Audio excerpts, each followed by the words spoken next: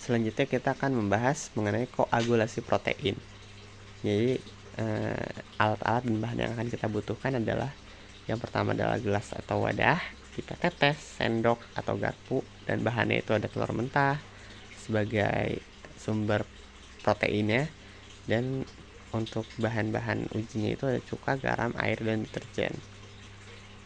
Nah, cara kerjanya itu kita cukup memisahkan putih telur dan kuning telurnya, karena yang kita butuhkan hanyalah putih telurnya saja, dan kita campur ke dalam cuka, garam, air, dan deterjen, dan kita lihat perbedaannya apakah terdapat koagulasi ataupun tidak.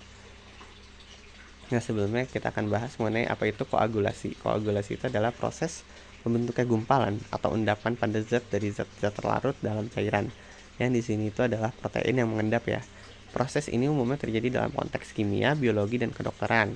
Dalam kimia, koagulasi itu seringkali terjadi saat suatu larutan mengalami perubahan fisik ataupun kimia yang menyebabkan partikel-partikel kecil dalam larutan tersebut terkumpul dan membentuk gumpalan padat atau endapan.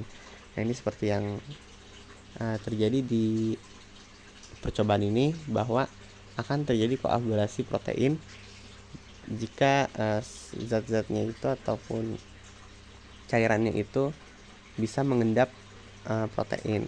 Dan ini bisa dilihat bahwa koagulasi itu bisa dilakukan pada saat pembuatan tahu.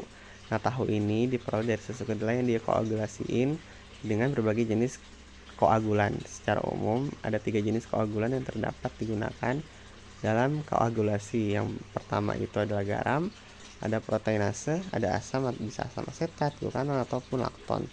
Selain tahu, proses koagulasi ini juga bisa kita dapatkan di pembuatan keju mozzarella. Untuk keju mozzarella ini bisa kita bentuk untuk mendapatkan kejunya itu harus ada endapan dari ininya ya. Jadinya dari susu diendapin sehingga hasil endapan itu bisa kita sebut sebagai keju, kurang lebih seperti itu. Nah, berikut adalah uji kandungan lemak yang akan dibahas di video selanjutnya.